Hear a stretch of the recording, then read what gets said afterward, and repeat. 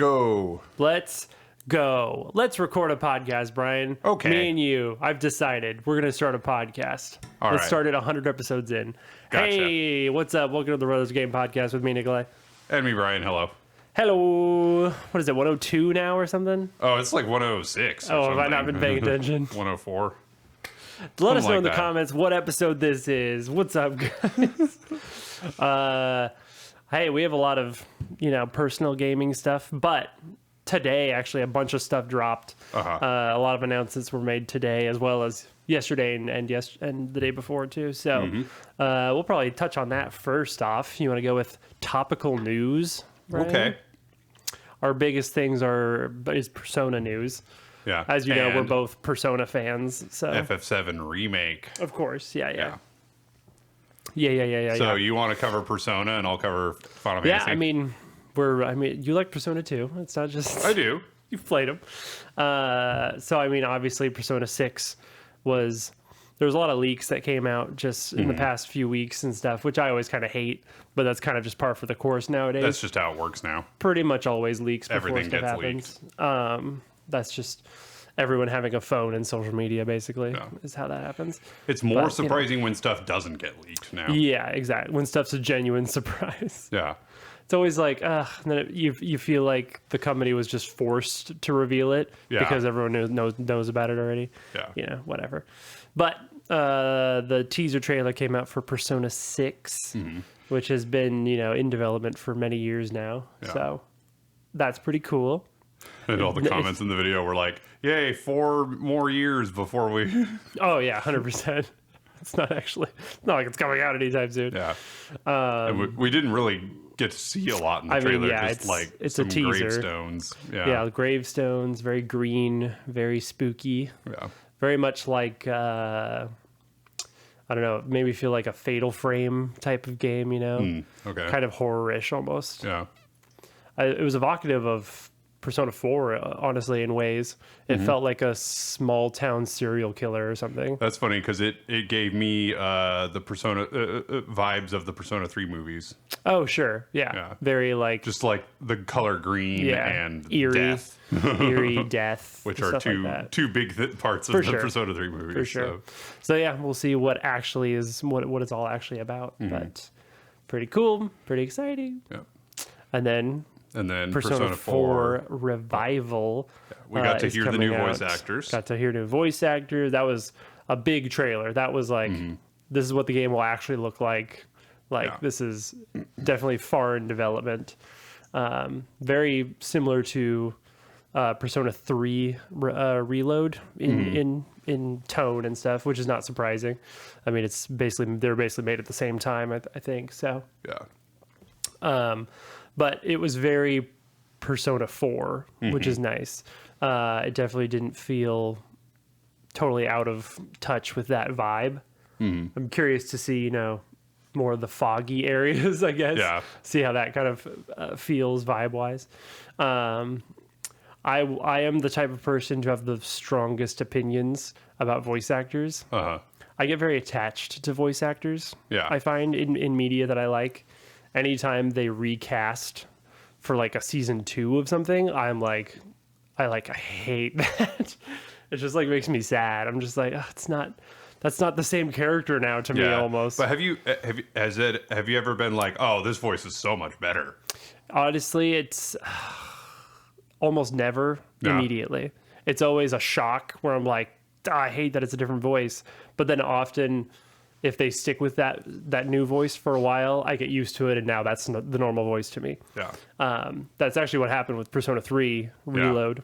The biggest shock was Yukari's voice actress to me, because I think it was one of the ones that was the most different from the original. Michelle Ruff has a very distinct, recognizable voice. Yeah. And so not hearing that was really weird.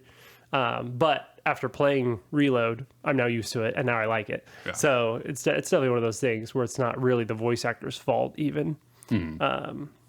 But having I literally just watched the Persona 4 trailer, and honestly, I'm very happy with what they've done so far with all the voices, because they're all very evocative, to use that term again, Yeah. of the original characters. Yeah. They seem to be almost doing impressions of the original voice actors, not in like a campy sort of way, but like they're clearly trying to have that same vibe, Yeah. which I thought was cool, because even in the disembodied voice sections where it didn't show the characters, I could tell who was talking immediately. Yeah. It was very obviously that Yosuke was talking at the beginning, like Chie talking is obviously Chie, like, and that's great. If you can tell who's talking with your eyes closed already, they've done a very good job. Like, Yeah. that's actually huge. But you pointed out, and I agree, that Narukami's voice is the most different, Yeah. because that sounds nothing like Johnny Young Bosch. And that's tough for me, because Johnny Young Bosch is like he's the top of male protagonist voices to me. Like, he is the man. Like, Yeah. I love that guy. So, I'm sure I'll get used to it, but it's fine. That's one of those things where in Persona 3, actually, I think the reload voice was way better and actually fit Makoto Yuki way better, I thought. Yeah. Yosuke's voice actor, Yuri Lowenthal, was actually the original Makoto. And I thought the new guy suited him more. Yeah. What I love about Reload is the like only returning voice is Elizabeth. And that's like the most important one to me. Oh, yeah. And I'm so happy that she just stayed and kept doing it, because it's I couldn't really imagine her with a different voice. They didn't really show Margaret. I'm curious what she'll sound like, because she changed voice actors a lot. I think she's had like 3 different voice actors between the original game, the anime, Golden, and then like Persona Q and like the spin-offs. I think there's at least 3 different voice actresses. And the anime one is by far my favorite. Yeah. But she didn't stay for too long. Chie is actually one of those that changed from the original Persona 4 to Golden. Yeah. She actually changed voice actors. And that was one of those things where I was like weirded out at first, but then got used to it. Now I prefer the newer one. Yeah. So, Also, Chie is Futaba's mom in Persona 5. Oh, nice. Same voice actress. Anyway, that is all to say, I love how it's looking so far. Yeah. And I mean, really no complaints about it personally. It's very, very yellow. Yeah. Very Persona 4 looking. I don't know if you saw in the trailer, but, like in Persona 3, the little wheel for picking your attacks, your personas, whatever. It's like a revolver, chamber for bullets and stuff. Very, very much like Persona 3. In the Persona 4 one, it's like an old television channel dial. Oh, yeah. It's like, okay, totally. Like, that's on the nose a little bit, but I like it. Yeah. So, yep. It looks like Baton Pass is making a return as well, which they added in Reload, which I like a lot. That's a fun kind of mechanic. So, yep. It's the thing where Persona 4 feels very old when you play it now. Yeah. And the improvements to combat and stuff that they did in Persona 5 and Reload, I mean, will be such a welcome addition to Persona 4. That'll be much more enjoyable to replay than the original. So, yep. Yeah, I'm excited for it. Very excited for that. And it's not too far away. February of next year is not too far. They didn't say Switch 2 on the initial trailer, but that's likely because it was for a Xbox specific showcase where they revealed this. And that's happened in the past where they only show basically the Xbox stuff that it'll be on, and then later they're like, by the way, it'll be on Switch also. So yeah, that's interesting. But yeah, those are definitely the most exciting announcements for me personally that have happened in the past few days. We're not huge modern gamers to begin with. So a new God of War or whatever is just not very exciting to us. Yeah. But Brian, would you like to talk about Final Fantasy VII Revelation? Yeah. Ooh. So, airship. Airship, let's go! So you're going to fly it around the world and then how big is parachute out of it? World map going to be? Big crap. Like, you can go to Wutai. That's crazy. That will definitely be in it. Vincent and Sid are both will now be playable. My man, my weird vampire boy. Yep. Let's go. And then they have outfits for the characters that give certain stat bonuses. They call it fits. Into fits. Like that's and it's like an acronym. That's a hilarious way to use a modern term. Yeah. But anyway. Yeah. But so cool. Everything about it looks cool to That's me. fun. I'm really excited. I mean, I expect it to be as jam packed as Rebirth was too, of just stuff to do. Yeah, like, just a huge game. Man, I can't And imagine. so apparently, they are aware of all the criticisms that they got about mini games, but they also thankfully didn't decide to take that criticism and go, okay, we're going to cut a bunch of the mini games. Seriously, because that's part of what makes a Square Enix game what it is. Like, it's important to the vibe. So, and that's good. As we have said before, you shouldn't listen to your fans. No, they do not know what they want. It's like you can't be completely. It's weird because you can't be ignorant of what the fans say. Yeah, I think that's a bad idea. Go directly against what they want necessarily. Star Wars style. Yeah. You shouldn't purposefully alienate your fans. That's not a good idea. And so like I heard some like studio exec saying like they intentionally tried to do that to get new fans, like a different fan base than the original, and like what an insult. That is just one, literally insulting and rude, but like also just a bad business decision. like you must cater maybe even mostly 80% of the way to your like returning customers. Like that's where your money is in your returning customers. Yeah, that is insane for an exec to say something like that. Yeah, that's nuts. Like, if Miyamoto just randomly said, forget everything I've ever done about Mario, let's go off the rails and make something that no Mario fan would ever like. Like, guess what? Probably not a good idea. Yeah, I'm just going to say, maybe not the best idea.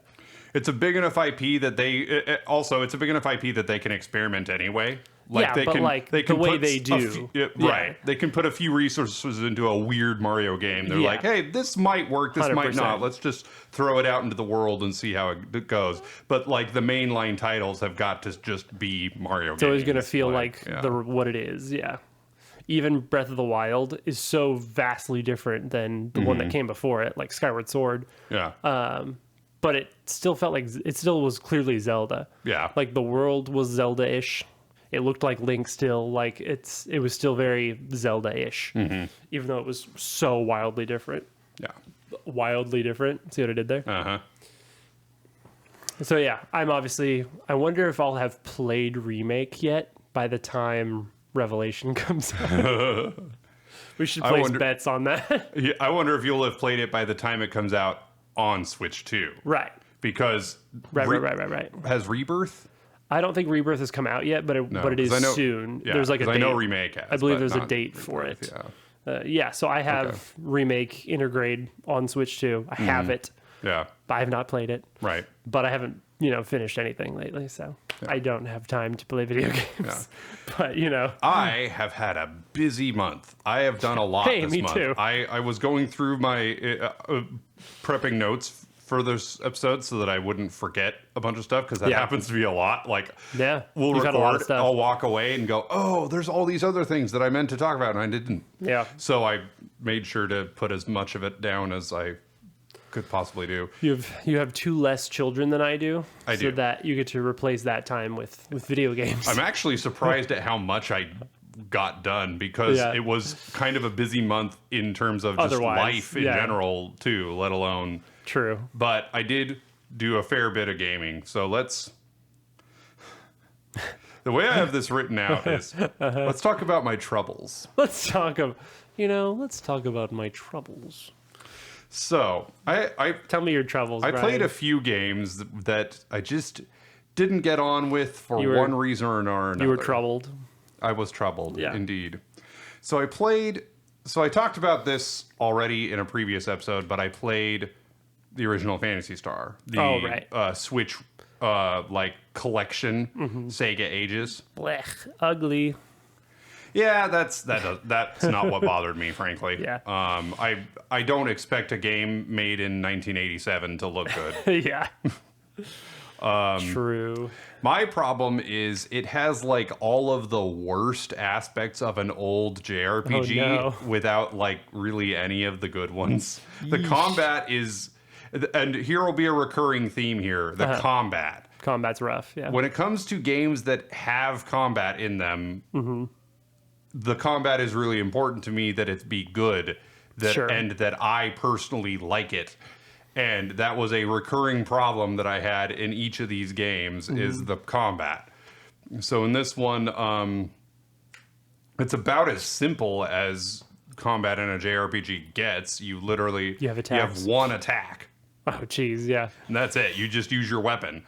And so, like, you go out into the area where the monsters are, and out of the 3 monsters that spawn there, one of them will just wreck you if you fight it at level 1. So don't even bother trying. Except that also seems to be the most common spawn by far. And sometimes they'll just trap you and you can't run. And then it just kills you and then you get a game over. That sounds fun. So I got to the point where I got strong enough that I could actually kill one. And so I was doing that stuff. I finally got to the second town, which isn't even that far away. And then I go out into one of these areas, and a like level 50 enemy or something insane, some way high leveled enemy attacks, traps me, and one-shots me. And I was just like, I'm done. I don't like this. This is so. You know what I want to do is I want to play I want to find a ROM hack or something, or like hack it so that I have like, so that I'm a little overpowered. Because I think that'll make the game way more fun. Way more fun. If only I could cheat, then I could enjoy this game. Yep. Maybe it's just not a very good game. Yeah. But I want to see if all of it is that bad, or if it's just the combat in the early areas of the game. Like, is that the point of the game? Is that the thing? And if it is, then it's not a good game in my opinion, but yeah, I don't know. But people like this game, so I don't know. And maybe it's like purely nostalgia, and they only like it because they played it as a kid, but yeah. Interesting. Along the same lines, I tried Link to the Past. Oh, yeah. The Link to the Past and Four Swords version for GBA. Oh, sure. I believe. Yeah. Yeah. For sure. I think it's the same. My biggest problem is, so you move in 4 directions, left, right, up, down, 2D. No diagonals.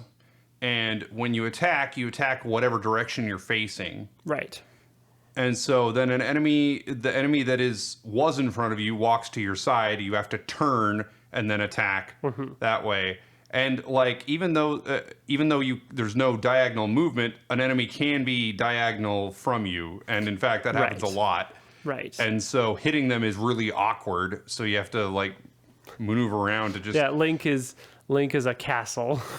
Basically, yeah, in chess, and it's difficult to maneuver around enemies sometimes. Yeah, I see that. Yeah, and so like I kept running into that, and it just weren't getting the hang of the combat basically to begin with. Yeah, I think there's a trick to it that I just wasn't really getting the hang of. That's definitely just like a time spent doing it kind of thing, I'm sure. And so like I haven't like abandoned the game or anything, but that did make me put it down. You were like excited to play it. Yeah, every time I've picked up a 2D Zelda, I just cannot get into it. Yeah. I'll like get even like a couple dungeons in to like Link's Awakening or Link to the Past, and then I'm just like, I don't want to play this anymore. Like, I'm not enjoying this. So you got Link's Awakening for Switch, right? A remake. Yeah, the remake for Switch. Was that any good? Did you like that at all? I really enjoyed the aesthetics and the little changes they made. I got about 2 dungeons in, and I said, I don't really want to play this. I think I just don't really care for 2D Zeldas, unfortunately. Yeah. And then I played Metroid Prime. And again, so good. I found the combat really awkward and difficult to And you played the original GameCube version, right? Correct. That is people's biggest complaints with it is the sort of aiming and the controls aiming and stuff. And firing and stuff. A little awkward. Also, like I found like scanning everything more fun than the actual combat, and I feel like that shouldn't be true. No, I'd say scanning is slightly higher than combat as the main point of the game. Yeah. So okay, not weird, I don't think at all. Yes, exploring the environments and scanning stuff to learn the lore and stuff. That's what's the most fun about Metroid Prime, I would say. So okay, and yeah, I would say every version of that game gets better. The Wii versions that use the motion controls I really liked personally, and the new Switch version of the first game with like Halo controls is even better still. So definitely worth looking into that. Yeah, so I might give that a shot. I can let you borrow I have a physical copy of Prime Remastered. So yeah, so those were my troubles. Those are my troubles. Yes. That sounds troubling. Yeah. And mostly just control based and just not vibing with the game. So I played. I had already talked about how I had started playing this, but Pokemon Pure RGB. Okay. And Pokemon Yume. Yume. Both red blue ROM hacks.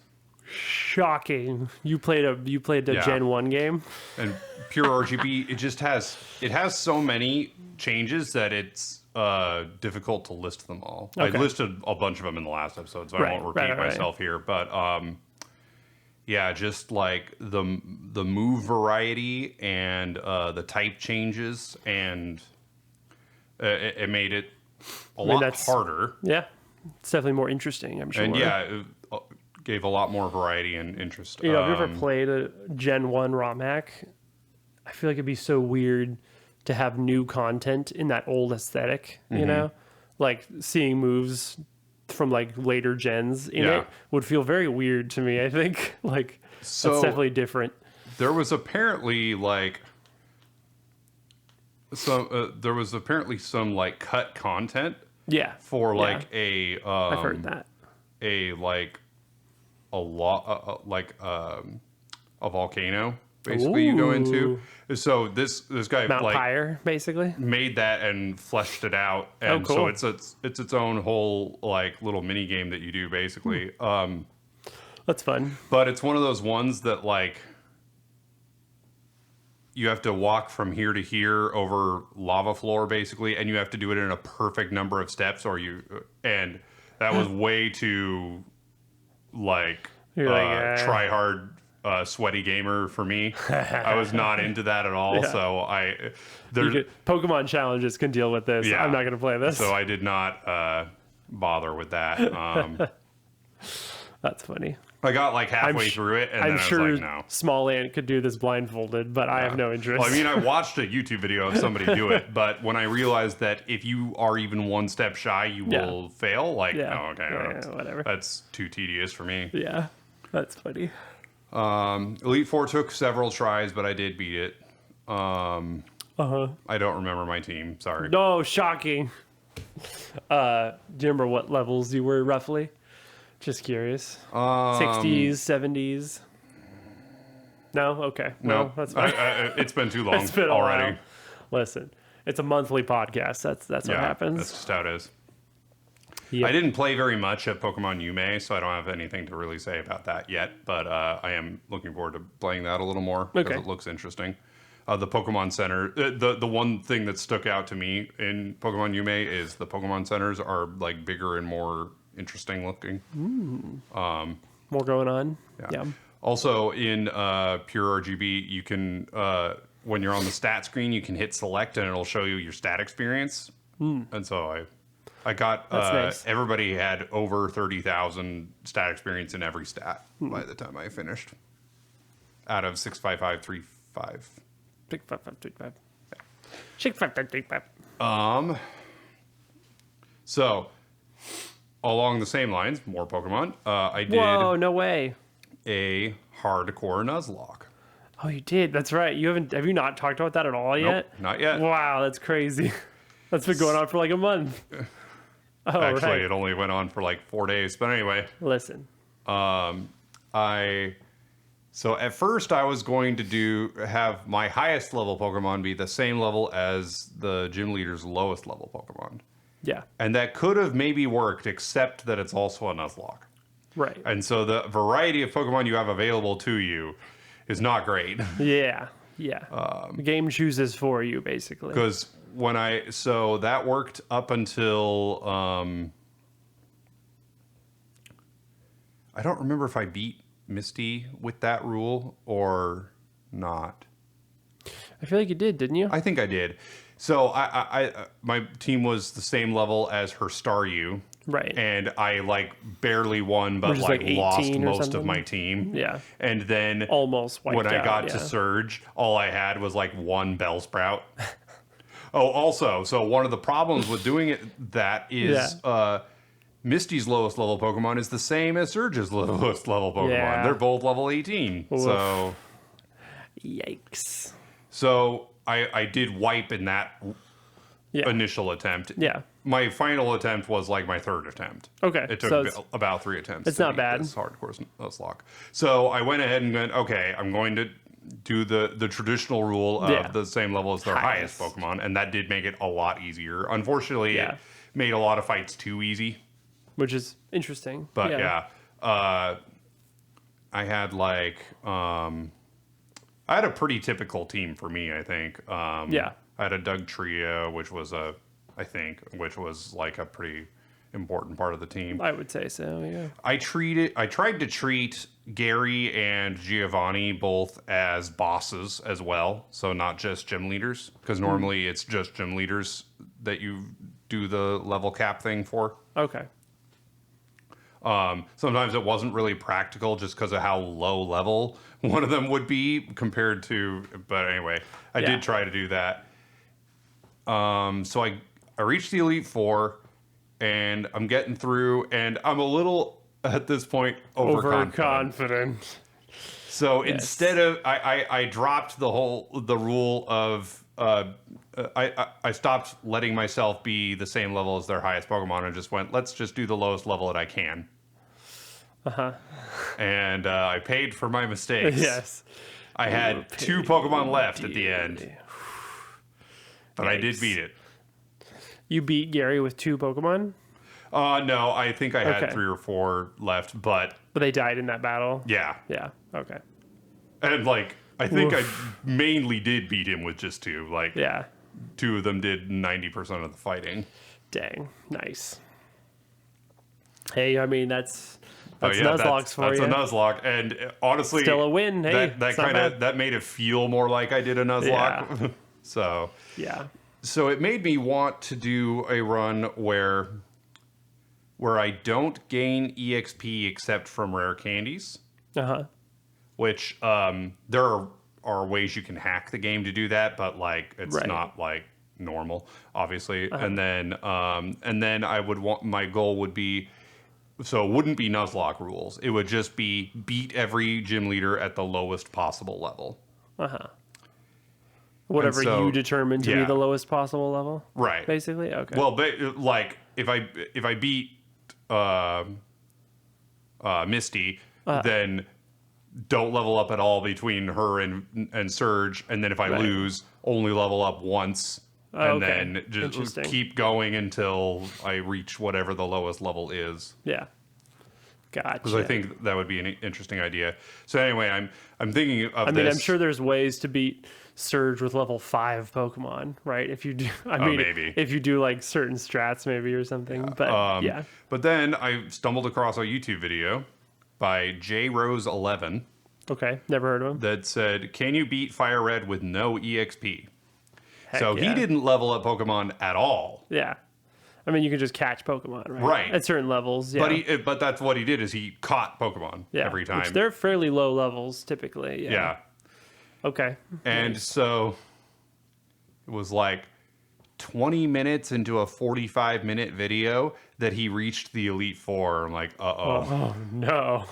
It took a long time to get through the Elite Four. Yeah, that's a lot. Yeah. It's a lot of trainers. He really had to strategize. We're going hardcore strats now. He got to like, I think he got to Lance before he had to basically redo his entire team. Yeah. Lance is zip. Those Dragonites are not nothing. Yeah. It was interesting though. Like he used strategies that I never would have thought of. Yeah. Like because I mean, what even is a Gen 1 strategy? Like, because you don't have held items and stuff. Like I don't even know what. He used Arbok a lot. Oh, interesting. Which I would never have. Is considered. he like tanky or something? Or I have no idea. Is Rap really useful in Gen 1? Why? Honestly, I forget why. But yeah. He glared a lot. I don't know. Yeah. That's the thing is, I don't remember if Glare is in Gen 1. I don't think it is. I don't remember. No, I think it is. Is it really? I think so. Yeah, I have no idea. I don't know any Arbok strats. So how has that not had an evolution, an extra evolution, or like a regional form? Yeah. That's surprising, right? Yeah. Interesting. Yeah, that is I just realized that that Ekans and Arbok have had nothing. I feel like almost every Gen 1 Pokemon now has a different form of some sort now. Yeah, interesting. Yep. Oh,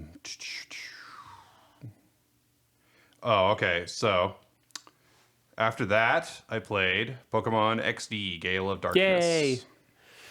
Which you just played Coliseum, correct? Yep. Did it feel very similar in like vibes and stuff? Like, so you can tell it was made in the same engine. Yeah. And so the look and feel is identical. Okay. Basically, the music is not. I wondered if they would reuse a bunch of tracks, and they only reused a couple. So that's nice. I've heard that in general, both soundtracks are pretty good. So I haven't really listened to them. I thought the first game's was better, but okay. Was Shadow Lugia super cool though? Yeah. Yeah. And there were some very minor quality of life improvements.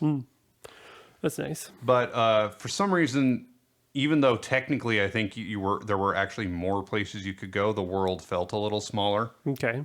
And it took me less time to beat the game. But part of that I think was those previously mentioned quality of life improvements. Sure. Just a couple of them. So like there's a purification like pod like machine at the Pokemon HQ where you can just leave up to 9 shadow Pokemon just sitting in there, just passively purifying over time. Nice. Yeah. How long does it take? Yeah, I think it's counted in steps probably, but I don't remember. Yeah, that's typical. Now, of course, it's Pokemon. It can't be that simple, right? So it's kind of a mini game.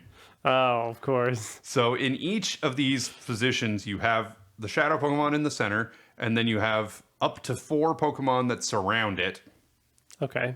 And if those Pokemon are each weak to each other in a circle, that improves how fast the shadow Pokemon is purified. That's silly. Yeah. And the more Pokemon are weak to each other, like... So like... They're weak to each other. So like let's say... 4 times weak to each other? No, well, maybe... So let's say you have a shadow water type Pokemon and you put it in, and then the first Pokemon in line is a fire type. It's weak to water. Yep. Yes. And then the next Pokemon is a grass type. Weak to fire. And then the next Pokemon is another water type. What's weak to grass? Okay, yeah. And if you keep that going until they're all like to that, each other, then that gives you the best tempo. Okay. It's all temperance. That makes sense. Yeah, yellow temperance. And yeah, so that means you need non-shadow Pokemon. You need a steady supply of non-shadow Pokemon. But thankfully, there's a lot of Pokemon in this game, so that doesn't take terribly long to collect. Yeah. Is that still the only way you can get Pokemon though? Is catching people's shadow Pokemon? There are a handful of like wild spots of just like Pokemon where areas there are wild Pokemon. Oh, okay. And it's like a new thing. They're talking about how it's a new discovery that there's wild Pokemon. Yeah. Something that's been around forever. Yeah. So there's wild like Pokemon. 3 little spots where you can leave Poke Snacks. And if you do that, while you're walking around in the world, you'll get a warning that, hey, there's a Pokemon is eating some of the Pokemon snacks. And so you can go back to that area, and then you have a chance to catch them. Wow, it's a lot of work to catch a Pokemon, yep. And, of course, it bothers you while you're in the middle of a dungeon, basically, and you have to... And you might get out and get over there before it leaves. Yeah. So it's like a honey tree, basically, all the time. Yeah. That's fun. And then there is a post-game section. So there are a number of Colosseums, just like there are in Colosseum. They're not called the Gale of Darknesses. No. But the level curve jumps much quicker. And so like at this point, all the post game stuff is like level 56 like level 56 and higher, and my team's all like level 43. So gotcha. And like I've beaten the game, so all that's left to do is go to the only way to grind at this point is to go to the lower level Colosseums. Yeah. And do those again. Just do those over and over. That doesn't sound like fun. Yeah, no. So I quit the game before I'm done. Before finishing any of the post game content. Yeah. Yeah. Gotcha. And so I ran into a similar thing. So Pokemon Pure RGB, the ROM hack had some post game stuff, but it was also all like 15 levels above all of my Pokemon, and so. They always want to put those. That's very, very much a ROM hack thing, where they put very difficult battles in the post game for people. But that's also just a Pokemon thing. Yeah, but it's something that the community latches onto a lot more, I think, than because like Gale of Darkness itself. did it, and like I'm trying to think. I know a few gens have like Battle Frontiers and stuff like that. Or like fighting Red in Gold and Silver. Well, sure. And his team. That's a special. That's a really fun special battle. But yeah, all of that like content is like significantly higher level than you probably will be when you beat the Elite Four. Oh yeah. And then let's see. Last thing I have Pokemon related. Yeah, I have Pokemon to add to when you're done. So is I am attempting a straight up Pokemon Red speed run. Ooh. Doing the Nidoking strat and everything. I'm just trying to see actual strat. What the best time I can get is. So not your way of doing it, but an actual route, basically. Because the way I've done it, I got like 5.5 hours. Yeah. So I'm gonna see if I can do under 3. Yeah. Which you would hope, right? Doing a speed running route. Yeah, that's what I did with Paper Mario, where I was like, I don't think I could ever speed run this game. And then watching Strider's speedrun, glitchless speedrun, I was like, maybe I can. Like, this is a great route. And he like provided a PDF of the route and stuff. And trying that for my first try, I got like, it was like around 6 hours. Like, like just under 6 hours, I think. I think his was like previous world record. It was about 3 hours. Oh, wow. But I'm like, that's really good. Like I never could have imagined beating that game that quickly. But like doing the routes helps a lot for sure. It definitely makes you see mechanics too that you never even considered using in that way. It's definitely, some people are speedrun brained and can, like, the actual creators of those routes is very impressive stuff. That's crazy. Yeah. So have you done a full run yet, or are you just I'm still pretty early in the run, but you haven't been able to sit down and just do one whole run in one sitting. And are you just save stating and like pausing the timer, or like what's your idea? I'm just doing a regular in-game save and then closing when I'm done. So just going by the playtime. Yeah. And I'm using a Gambat, which has got like the most accurate Game Boy Color clock. Okay. So it should be fairly accurate. That's the emulator that they tend to use for Pokemon Red speedruns. Nice. I've already made some mistakes, so I know my timing is not going to be stellar, but people who've run the route 100 times make mistakes. But so it's I'm still hoping to get under 3 hours. That's my goal. And what's the record with this route? Do you know? It's like roughly a little over an hour. Yeah, it's like super short, right? Yeah, that's crazy. Yeah, if you can do, 3 times the world record, that's really good, actually. So, yeah. And it's only a little over half of my best ever time. So, yeah, that's fun. I kind of wish I had time to do that kind of thing because it sounds fun, Yeah. But that's also if you're getting the thought of getting 8 hours into a run and then having a horrible mistake where it just kills it. You're just like, all of that 8 hours for nothing, just like, ugh, that's awful. Yeah. That's the one thing about speedrunning such a short game, though. It helps a lot.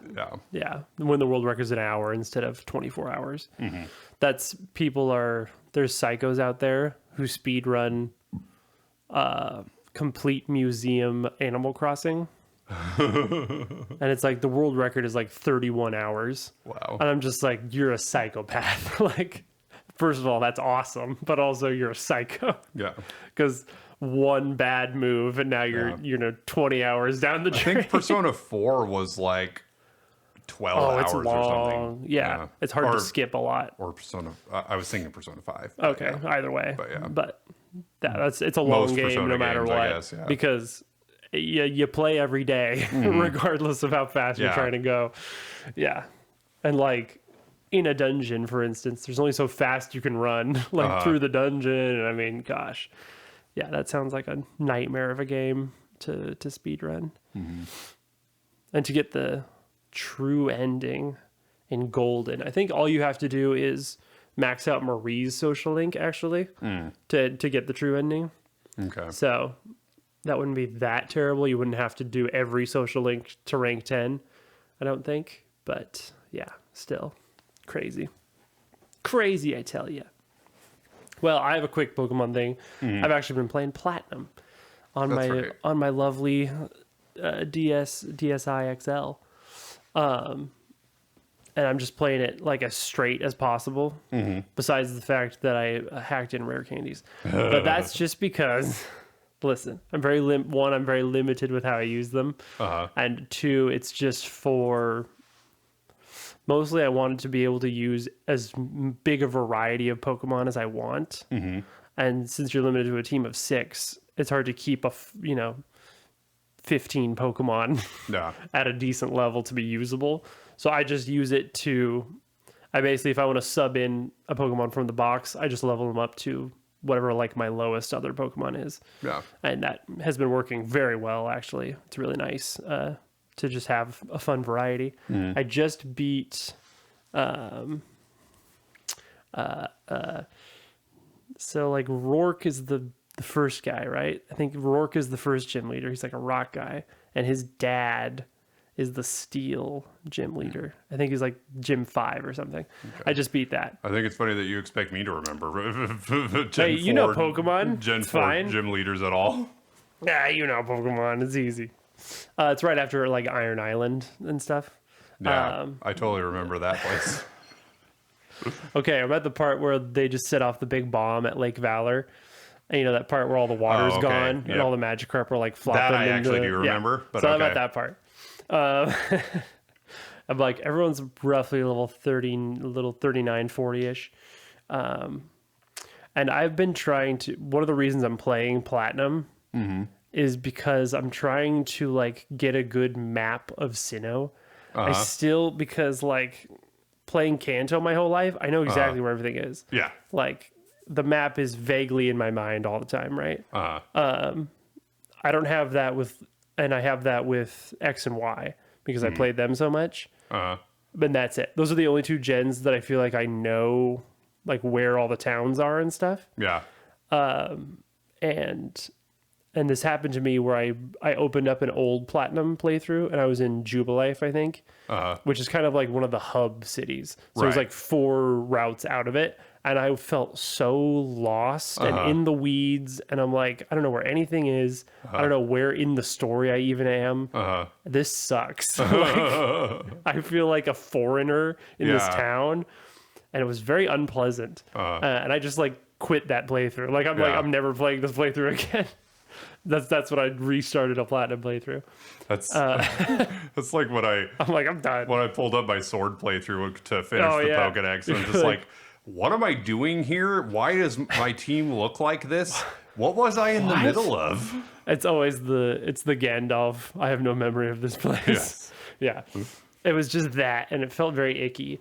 And so I restarted, and I'm like, there's Pokemon I want to use that are fun. Like I want to have a Baniri from the get-go and do like the friendship thing. I got an Eevee, and I was doing friendship with that. I was like, I want an Umbreon because I never use Umbreon. Yeah. That sounded like fun. So there are two of my mainstay Pokemon. Oh, in Gale of Darkness, you start with an Eevee, and I chose to have Flareon as my that's right. evolution, You told me that. which Flareon I have used very little. Different, yeah, for sure. Flareon's good. So he knew for a long time. She knew Ember, Bite, Tackle, and Quick Attack, and for quite a while until I got the Fire Blast TM, and then I got the Flamethrower TM before it actually hit a high enough level to learn Flamethrower. And I actually kept Bite all the way through the game, even though it's a special move and Flareon's physical is much higher than her special. But still, Dark was a useful type to have in that game. So that's nice. Yeah, I haven't found my Umbreon to be especially useful, unfortunately. Yeah. What's really funny is, so I taught him Payback, which is like a dark move where it doubles in power if you're the second to go, if you're slower than your opponent. And I was like, perfect for Umbreon. Umbreon's slow as heck. You know, he's definitely the slowest evolution. He's by far the slowest evolution. But he's not that slow. Turns out he's pretty fast compared to like an average Pokemon. Yeah. Because evolutions are just broken. They're just really good. Almost every stat is like 90 or higher. Yeah. So I very rarely go second. I felt like I was going to always go second. Anyway, that was really funny. Especially if I'm like, I was almost always, a level or two above the opponent. And so, that didn't happen very, very often. In funny. Both Coliseum and Gale of Darkness, I very frequently got terrible natures on like all of my Pokemon. Yeah. And I just had to suffer through it. I'm the type of person to catch. I mean, like, you can't do anything if it's your starter, right? I mean, I guess you could reset maybe. I'm the type to catch 6 of a Pokemon and pick the one that actually is good, Yeah. But yeah. Which I couldn't do in this game because I would have had to reset for all of them. Yeah, and that's what a pain. And also with the Shadow Pokemon, you don't even know their nature until you're halfway done purifying them. Oh, really? Yeah. So it's just not like self-torture if you reset for a particular now shiny hunt them also. Yeah. So my team I had Flareon, I had Gardevoir, I had Ampharos, which good. Gardevoir and Ampharos are two mainstays in my teams just across gens. I had Sharpedo, I had Shiftry because grass was very useful. I've like never used a Shiftry. I should try that. I could do that in Platinum. It's a pretty strong grass type, yeah. Do that in Platinum. And then I had a Fearow. Nice, which I wouldn't use a lot, but Fearow I use a ton in Gen 1 and Fire and Leaf Green. I didn't actually want to, except there were like no good flying types, and flying was too useful of a type to not have. Yeah, flying is so good offensively. So because for one thing, there's way more Ludicolo's than there normally would be in a game because Mirror B, the enemy, his whole team is like Ludicolo's. His whole team is Ludicolo. He's just a Ludicolo guy. Big Ludicolo guy. And the only useful move against Ludicolo is flying type moves. Sure. Right. He's not weak to a lot. Technically, it's weak to bug and poison, but I mean... But those are rough offensive types. Yeah. Back then, especially. Yeah. Yeah.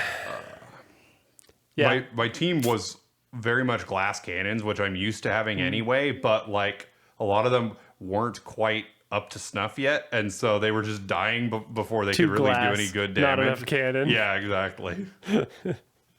But once their cannon got strong enough, it's going. Yeah, I definitely tried to use Pokemon that sounded fun that I don't use that often. One of my mains is a Tropius, which I've never used before. But he's a cool dinosaur with bananas on his chin, you know. So yeah, I caught him. I'm using he's a Gabite right now, but I like never use Garchomp. I'm like a Gen 4 player but I never use Garchomp. So I got him, and then I have many Pokemon. One of my original Pokemon Showdown teams had Garchomp was like a mainstay. Like he's good. No doubt. Yeah. I tried to do some of the stuff in it. You know, I like planted berries on trails and like tried to remember where they are to pick them later. I used the honey trees to try to catch some honey tree Pokemon. I was actually going for a Heracross, which I still have not caught. But going back and forth on routes, doing honey trees and stuff, helps get me very much more familiar with the area, which was the point, right? I'm like trying to learn Sinnoh a little bit. And, you know, fun stuff comes up where like you go to the Valley Windworks. I didn't know. It like happened to be a Friday and I didn't think about that. And there was the Drifloon there, you know. It appears only on Fridays there. I was like, oh, that's cool, you know. So I have him too. And just randomly, one of the trees was a Munchlax. And that's a 1% spawn rate. Nice. And it is only on a small set of the trees in the world. There's only specific trees that can have a Munchlax, and they're random every time you play. Every save is random. Basically where the Munchlax trees are. So I got very lucky with that, which I thought was really cool. Munchlax makes an appearance in Gale of Darkness, even though it's a Gen 4 Pokemon. Oh, yeah, that's so cool. And Gale of Darkness is Gen 3. The same with Bonsley. That's fun. They both, Bonsley, too. They're both Gen 4 Pokemon that they threw in little babies. Gale of Darkness before Gen 4 came out. Extra baby Pokemon. That's cool. Oh, man. I'm shocked at how good Ponyta has been. Oh, really? It has a high attack stat. High physical. His physical attack is way higher than I thought it was. So it's like I have a level 39 Ponyta. It still hasn't evolved. I don't know when it evolves to Rapidash. I think it's 41. I think it's 40 something. 41.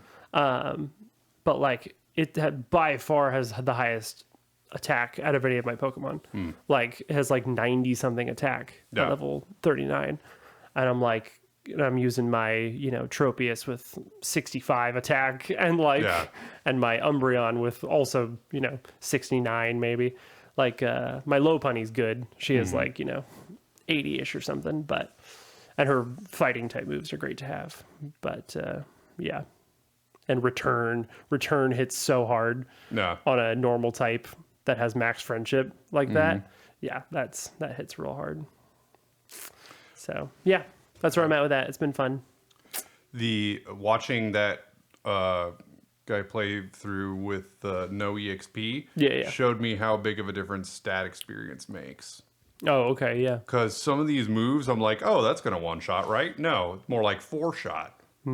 Because they have like no EVs, basically. Yeah, it was a Pokemon with a high special stat using a super effective stab move. Yeah. And just nothing. And roughly similar levels between the two Pokemon. Dang. Yeah. That should do at least, 70%. I remember beating the fighting gym with a Hypno that was 10 levels below their Pokemon. And one-shotting just all easily, of them. Just psychicking because everyone. Of stat experience and badge stat boosts and stuff. All the extras in Gen 1, yeah. The glitched bonus points. So I wanted... I'd like... to have a ROM hack where all wild Pokemon have minimum IVs, no stat experience or EVs in the game at all. Just bad Pokemon. And but part of that means rare candying a Pokemon is as good as leveling up in battle. Right, it's true. So. That's same thing, kind of a good thing in a way. And then also no badge boosts. Right, yeah. because I'd be really curious. It would give a much better indication of which Pokemon are good and which are not. Yeah, definitely. Because if you get a Pokemon with good IVs, you train it up with lots of EVs, and you get the badge stat boosts and stuff, that Pokemon is going to be way stronger than their base form would be. Mm-hmm. And you get this idea that all of your Pokemon are just really good. And you can use Pokemon that are normally not that good and be like, oh, this Pokemon's actually great. He's great. It's like, no, it's not. It got all these special bonuses, all these handicaps. It's just taking a bunch of steroids. Yeah. Yeah, no, it's not good. Yeah. That's funny. It's like this. I'm trying to think of a bad Pokemon. This Lickitung's really good. Yeah. He's a crazy. Oh, my Beedrill is so good. Yeah, he's a beast. More like Beast Drill, am I right, guys? Mm-hmm. Yeah, that's fun. The only other game I've played is I started Assassin's Creed 2. Oh, yeah, you told me that. Yep. That's fun. Yeah, I did play a little bit of, I played a couple hours of Persona 3 Reload on the Switch too. It was for my birthday. Thank you all. I'm 30 years old. I know. Crazy. Yep. I got old. I have 2 kids. It's fine. Yeah. I did get that, which is awesome for Switch 2. We'll both be in our 30s together for just a little while. Just a couple of years. For a few years. We got 3 years. Yep. Yeah, I don't have time to play it a lot, but it is so nice to play it on a console. No. I'm just so not a PC gamer. Yeah. Like, my little Switch 2 got Persona 3 Reload. Okay. The music in that is so good. Oh. Yeah. I've still been churning through my anime backlog as well. I watched Nerd. March Comes In Like a Lion. Rawr. About a shogi player. Oh, yeah. Speaking of Persona. Yeah. Persona 5. Yufumi, my girl. Yeah. He's a high schooler who's also a professional shogi player. Yeah. And sounds familiar. Watched Maiden Abyss. Uh-huh. Which, gorgeous, by the way. Yeah, really. Very good looking. Unique style, very interesting lore and backstory and like world building.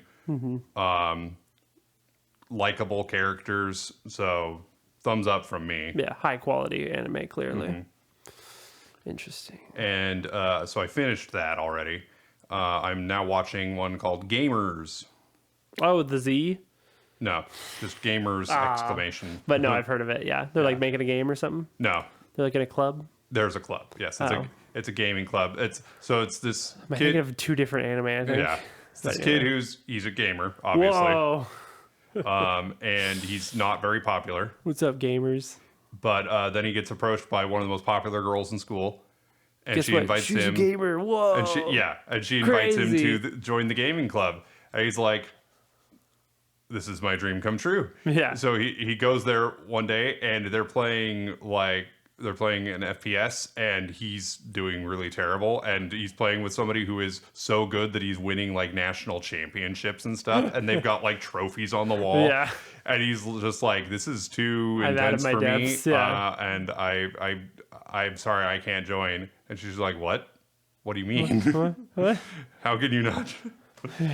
But this was perfect for you. That's so funny. You guys are crazy. Yeah. Wow, that's funny. That's silly. Mm-hmm. That reminds me of Persona 5 when you were with that kid and playing the light gun game at the arcade. Do you like how I brought it to Persona again? Mm-hmm. You're welcome. Cool. Also, unrelated to entertainment, I made homemade pizza for the first time from scratch. That's fun. You guys like food, right? Yeah.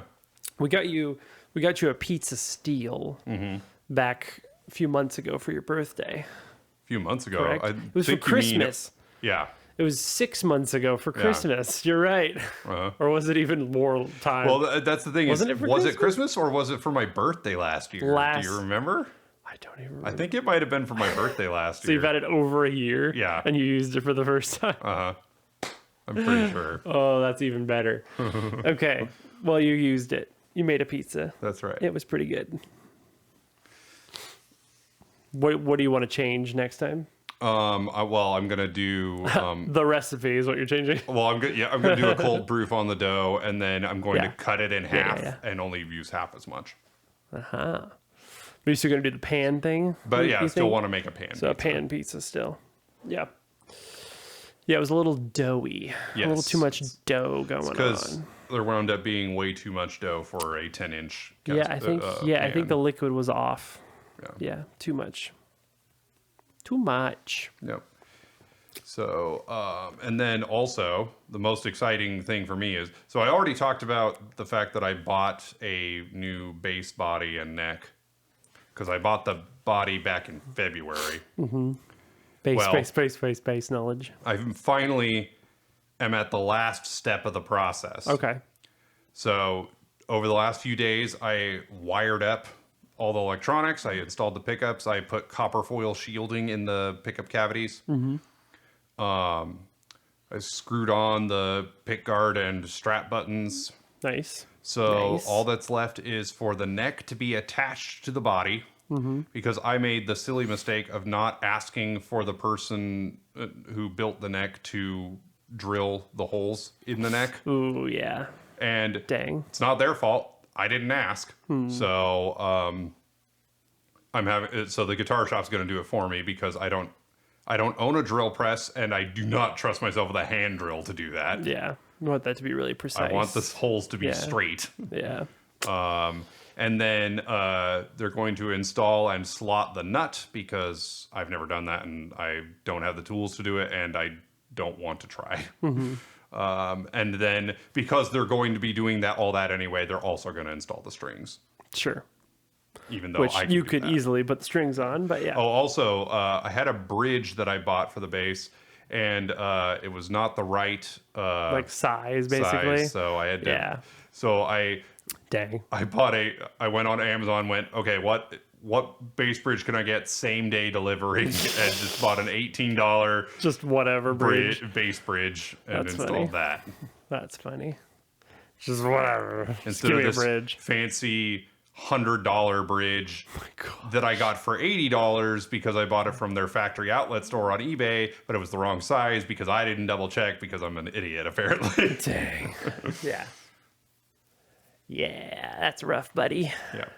Also, in the time between our last episode and this episode, I bought a new guitar. Yeah, you did. An Ibanez Talman from the 90s. Yeah, you got a vintage guitar. Yeah. Which technically, I believe that is old enough to be considered vintage now. So, yeah. Yikes. Don't tell my wife, who was born in 1990, that's vintage. Well, I'm vintage. So. Yes, you're even more vintage. Mm-hmm. I mean, that's cool. No. You told me it's a little rusty though. You're gonna change. It was a little rusty. Some fittings. So I replaced all the screws, basically every screw on the guitar except the neck bolts holding. That's all that was like the neck to the body. Bad, yeah. But that's all that was rusty. Yeah, everything else is fine. And I replaced the strings because they were old and gross. Yeah. But yeah, so it looks nice. It plays good. Yeah. Sick, dude. I am going to change the pickups eventually, but not anytime soon. Yeah. Well, before we end, one other remaster that's coming out that came out of nowhere, which I think is really funny, but I would love to play it with you. Oh, okay. It was very nostalgic to see the trailer. They're doing a remaster of Godzilla Destroy All Monsters Melee. Oh, dude. That's cool. I'm like, what? That's so random. Yeah. Like pipeline or Pipeworks or whatever is part of it, like part of making the remaster and stuff, which was like a local game developer, which is crazy. Yeah. Anyway, I'm really excited to play that. It's got local and online multiplayer. It's coming for Switch too. Nice. Yeah, out of nowhere. I thought that was really funny. Yeah. So that was good times. So we played the GameCube one quite a bit. So I forgot to get that on my Wii U emulation setup. Ooh, yeah. I should have done that. Anyway.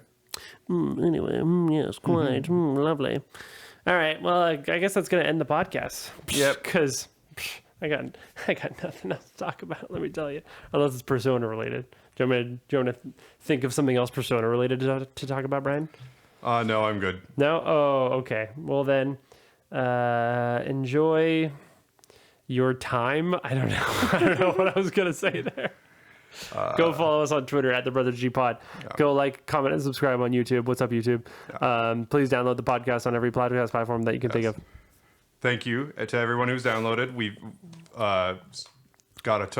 we got like another 100 downloads a few weeks ago. Yep, we're continually like slowly increasing, and that's really cool to see. Actually, none of our German listeners downloaded the most recent episode. Oh my gosh, guys!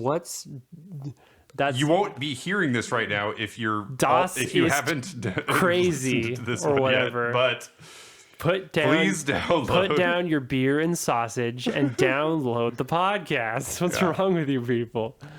Anyway, it's okay. I love you guys. Mm-hmm. Singapore still representing. Yeah, Singapore. That's awesome.